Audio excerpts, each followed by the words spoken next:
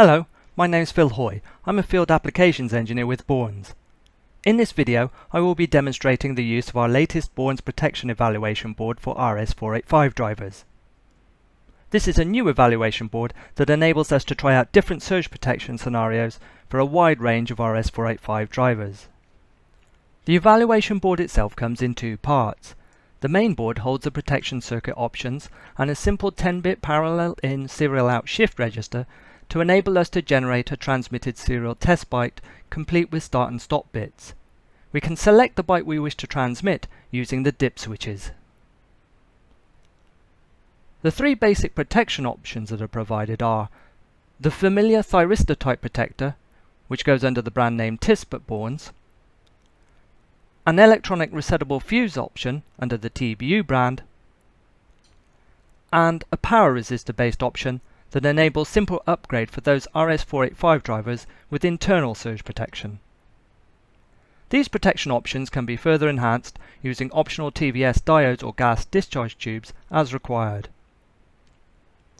The main board provides connectors to allow the drivers to be connected directly to power supplies and to external circuitry if required, and also a connector to allow interface to the surge generator. There are sockets on the board to allow us to plug in different RS-485 drivers to test against the various protection options. The second board is a PCB which can be separated into individual chip carriers and allows several different RS-485 drivers to be fitted depending on their footprint. Many RS-485 drivers from different manufacturers, but using the same package type, also share the same pinout as a kind of de facto industry standard. So with the footprints on this board, we can cover well over 95% of available drivers. The board can be separated into an individual chip carrier, the customer's chosen RS-485 driver soldered onto it, and connectors soldered onto the reverse side. This chip carrier can then be plugged into the main board according to the protection that you intend to test against. This unit is the equipment needed to test such a board. This is an ECAT surge generator, which is pretty much an industry standard surge generator. It has the option of installing a number of different modules to test to different surge standards. There are many other surge generator types available, and if you don't already have one in your lab, you are likely to be able to rent one for the purpose of your own testing. Because we are dealing with high voltages, which can be anything up to 6 kilovolts, we need a safety box to keep our own hands away from the devices under test. Then we have the measurement gear itself. The key items here are the oscilloscope and a current coil, which converts currents measured into voltages that can be seen on the scope. Before we do any test work with the surge generator, we need to calibrate its output with the oscilloscope and the current coil. I'm going to do the calibration of the surge generator using the ECAT combination wave surge generator module, because this is the most commonly used for testing RS-485 interfaces against surge. It's called up by the IEC 61000-4-5 standard, for instance. This module will generate a voltage waveform of 1.2 microseconds rise time and 50 microseconds fall time to the half amplitude mark when open circuit, but an 8 microseconds rise time, 20 microseconds fall time current into a dead short. I'm going to select a 2 kilovolt surge output voltage equivalent to a class 3 test, and first we'll test the accuracy of the voltage output.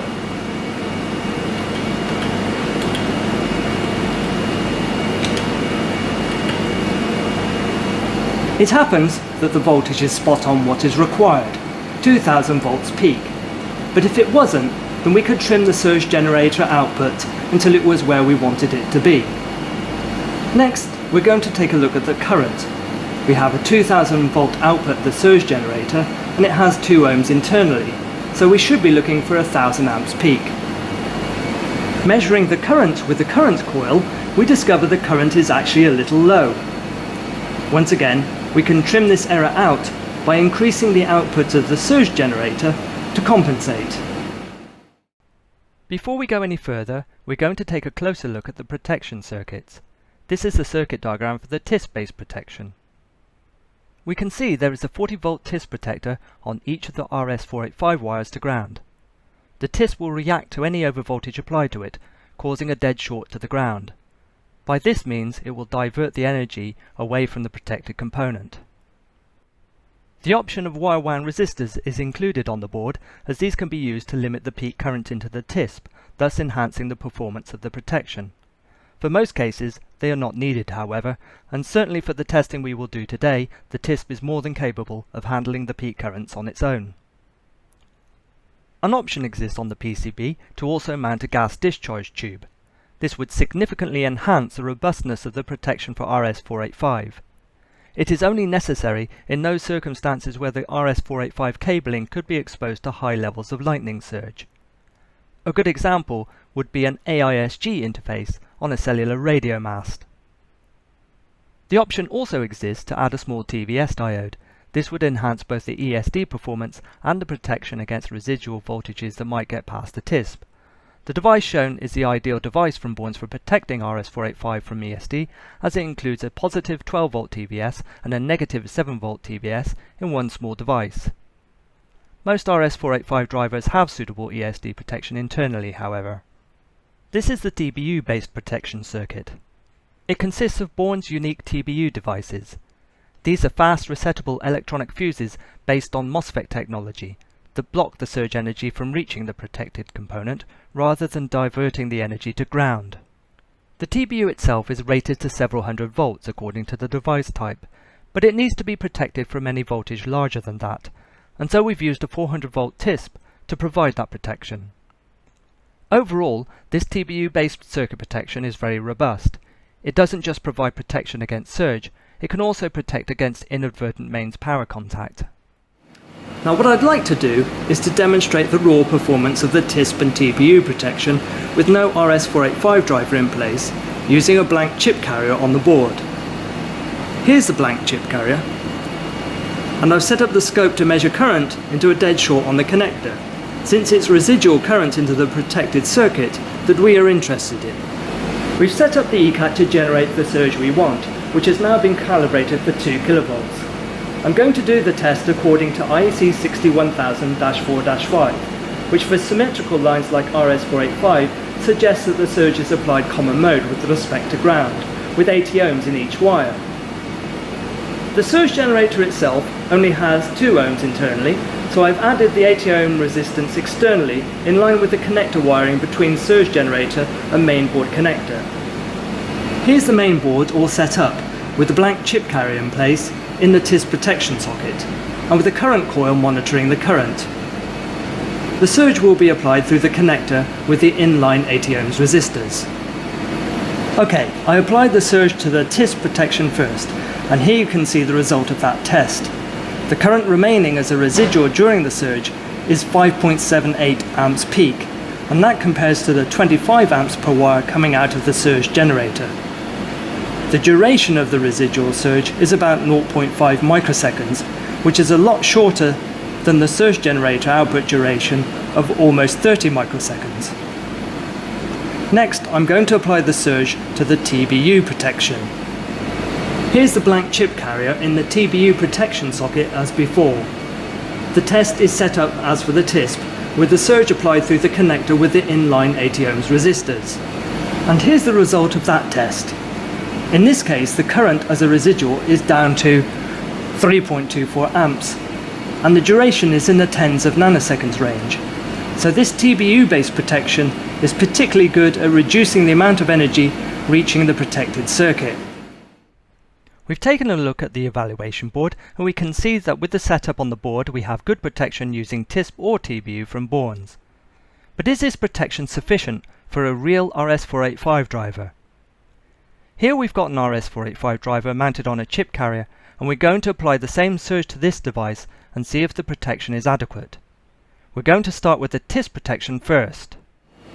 Keep watching the scope on the right hand side, which will monitor the applied surge, and the LEDs on the board. The red LED shows the signal being put out to the RS-485 port, and the green LED shows the same signal echoing back through the driver. Please wait 12 seconds for the surge generator to charge.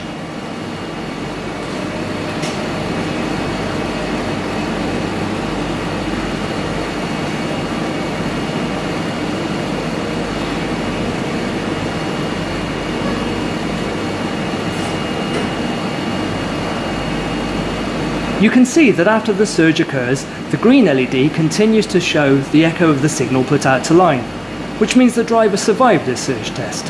The TIS protection was indeed adequate. This is the same test setup as before, but with the driver this time protected by the TBU option. Once again, keep an eye on the scope and the LEDs. Please wait 12 seconds for the surge generator to charge.